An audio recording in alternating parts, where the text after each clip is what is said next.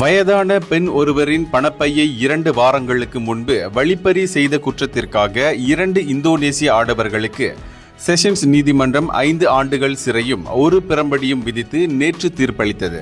26 வயதுடைய அரி அப்லியா லுபிஸ் மற்றும் 32 வயதுடைய உமர் அர்டியான்ஷா ஆகிய இருவருக்கும் நீதிபதி இஸ்ராலிசாம் சனூசி இவ்விருவருக்குமான சிறை தண்டனை அவர்கள் கைது செய்யப்பட்ட நாளான ஜனவரி 6 முதல் தொடரும் என்று தீர்ப்பளித்தார்.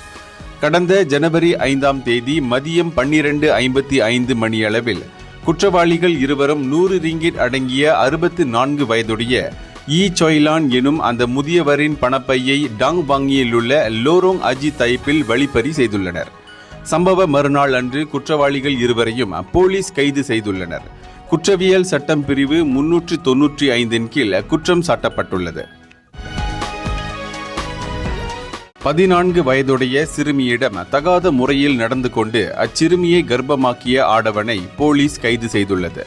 20 வயதுடைய சந்தேகத்துக்குரிய அவ்வாடவன் நேற்று நள்ளிரவு கூலாய் ஜொஹூரில் கைது செய்யப்பட்டதாகவும் விசாரணைக்கு உதவுவதற்காக 22ஆம் தேதி வரை தடுத்து வைக்கப்பட்டுள்ளதாகவும் சுபாங்ஜயா போலீஸ் தலைவர் வான் அசலான் வான் மாமட் தெரிவித்தார். தொடக்க கட்ட விசாரணையில் சந்தேகத்துக்குரிய ஆடவனும் 14 வயதுடைய அச்சிறுமியும் சமூக வலைதளம் வாயிலாக கடந்த ஆண்டு நவம்பரிலிருந்து சந்தித்துள்ளது தெரிய வந்துள்ளது.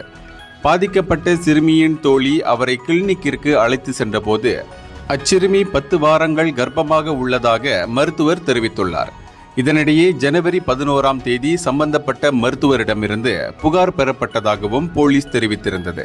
இந்த வழக்கு விசாரணை கற்பழிப்பு என வகைப்படுத்தப்பட்டு குற்றவியல் சட்டம் பிரிவு 376 கீழ் விசாரிக்கப்படுகிறது. குற்றம் நிரூபிக்கப்பட்டால் 20 ஆண்டுகள் வரையிலான சிறை மேலும் 10 பிரம்படிகள் வரை விதிக்கப்படலாம்.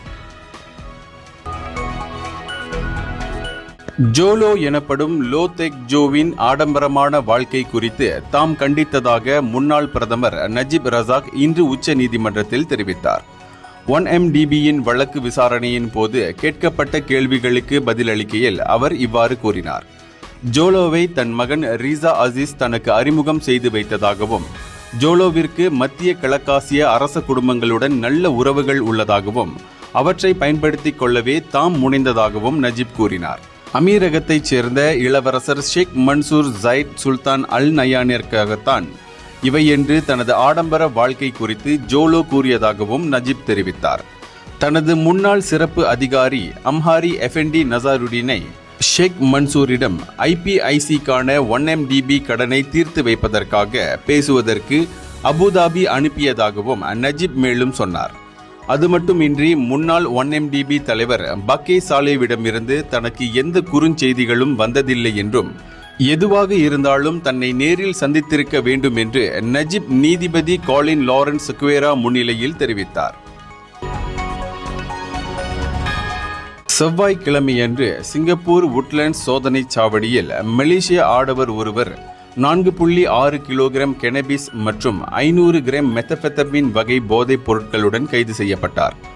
21 வயதுடைய அந்த ஆடவன் ஓட்டி வந்த மோட்டார் சைக்கிளை சிங்கப்பூரின் குடிநுழைவு மற்றும் சோதனை ஆணையம் பரிசோதனை செய்ததில் மலேசிய பதிவு கொண்ட அந்த மோட்டார் சைக்கிளின் பல பகுதிகளில் 5,56,385 ரிங்கெட் மதிக்கத்தக்க 4,648 கிராம் கெனபிஸ் வகை போதைப் பொருள், 542 கிராம் மெத்தபெத்தமின் வகை போதைப் பொருளும் மேலும் 250 எரிமீன் வகை 5 மாத்திரைகளும் பறிமுதல் செய்துள்ளது. போதைப் பொருளுக்கு எதிரான குற்றங்களுக்கு முக்கியமாக 500 கிராம்களுக்கும் மேலான கெனபிஸ் அல்லது 250 கிராம்களுக்கும் மேலான மெத்தபெத்தமின் வகை போதைப் பொருள் வைத்திருக்கும் குற்றத்திற்காக சிங்கப்பூரில் மரண தண்டனை விதிக்கப்படுவது குறிப்பிடத்தக்கது.